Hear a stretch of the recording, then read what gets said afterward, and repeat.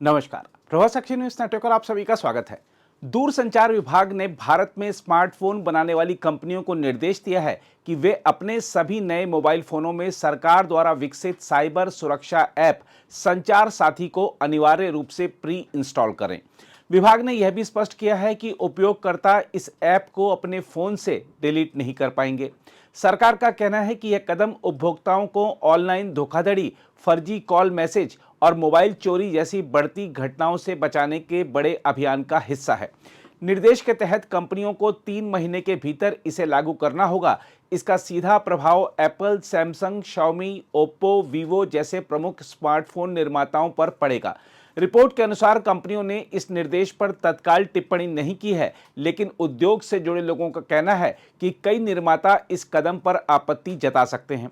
हम आपको बता दें कि अब तक संचार साथी एक वैकल्पिक ऐप था जिसे उपयोगकर्ता एप्पल या गूगल ऐप स्टोर से अपनी इच्छा से डाउनलोड करते थे, लेकिन नए निर्देश के बाद यह ऐप हर नए फोन में पहले से मौजूद होगा और पुराने फोनों में सॉफ्टवेयर अपडेट के माध्यम से जोड़ा जाएगा।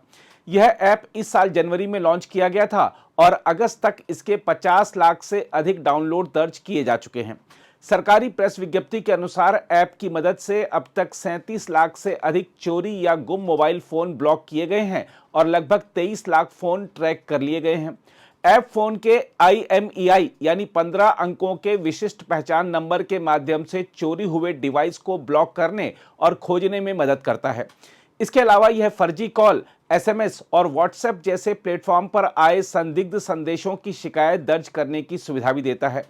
हम आपको यह बता दें कि साइबर सुरक्षा को मजबूत करने की सरकार की इस मुहिम के तहत हाल ही में दूरसंचार विभाग ने व्हाट्सएप, टेलीग्राम और सिग्नल जैसी मैसेजिंग सेवाओं को भी सिम बाइंडिंग लागू करने का निर्देश दिया है। इसका मतलब है कि जिस सिम कार्ड से किसी उपभोक्ता ने पहले अकाउंट बनाया है, उसकी अनुपस्थिति में ये ऐप फोन पर काम नहीं करेंगे। इसके चलते व्हाट्सएप वेब जैसी सेवाएं भी बीच बीच में स्वतः लॉग आउट हो जाएंगी।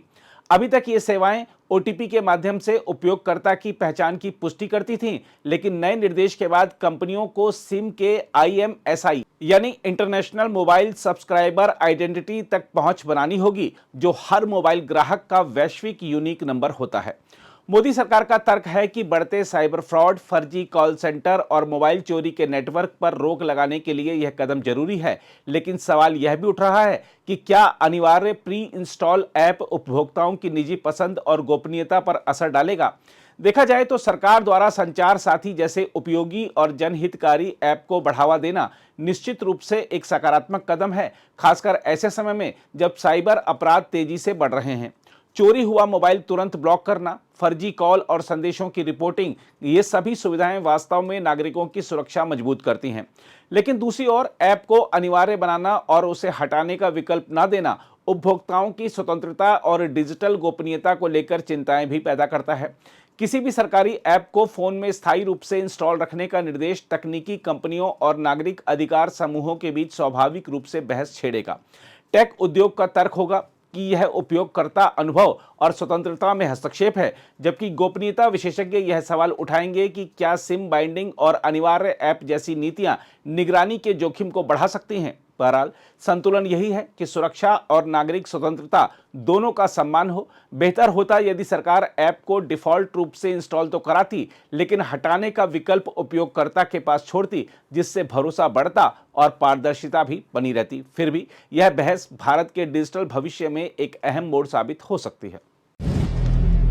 अगर आप भी लेना चाहते हैं देश दुनिया की तमाम जानकारी, तो आज ही सब्सक्राइब करें हमारे चैनल को। साथ ही नीचे दिए बेल आइकन को जरूर दबाएं ताकि हर अपडेट आप तक पहुंच सके।